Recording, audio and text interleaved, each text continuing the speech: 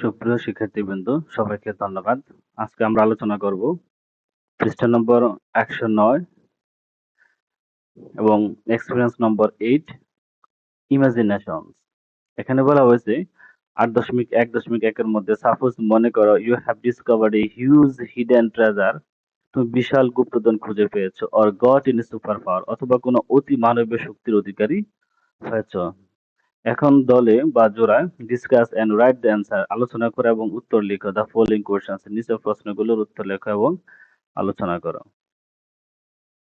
What treasure or super power have you got, তুমি কোন ধরনের আহ, গুপ্তধন বা অতিমানবীয় শক্তি পেয়েছো? I have got some hidden treasure, আমি কিছু গুপ্তধন পেয়েছি। Actually I found it beside our pond, আসলে আমি আমার পুকুরের ধারে ওটা পেয়েছি।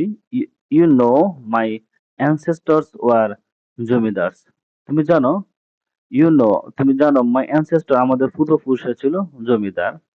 I found a jar of gold coins, আমি এক কলস স্বর্ণ মুদ্রা পেয়েছি। আই থিঙ্ক, আমার মনে হয়, someone hid it to protect it from the robbers, আমার মনে হয় দস্যুদের বা ডাকাতদের কাছ থেকে রক্ষা করতে কেউ এটি লুকিয়ে রেখেছিল। 2 নম্বর যেটা, how did you feel after getting the treasure or super power, how did you feel, তুমি কেমন অনুভব করেছো after getting the treasure or super power, এই গোপন সম্পত্তি বা গুপ্তধন বা অতিমানবীয় শক্তি পাওয়ার পরে তোমার কেমন অনুভব হয়েছিল? ইট ওয়াজ আনবিলিভেবল, এটা ছিল অবিশ্বাস্য। আই ইমাজিনড মাইসেলফ, আমি নিজেকে মনে করেছি, as a treasure Hunter, and that I would go to the distant places to find treasures, আমি নিজেকে গুপ্তধন সন্ধান হিসেবে কল্পনা করলাম এবং আমি গুপ্তধন খুঁজতে বহু দূর যাব। But then I thought it was my fate, কিন্তু তারপর আমি ভাবলাম এটি ছিল আমার ভাগ্য। God let me find it for a reason, আল্লাহ কোনো বিশেষ কারণে এটি আমাকে পাইয়ে দিয়েছেন।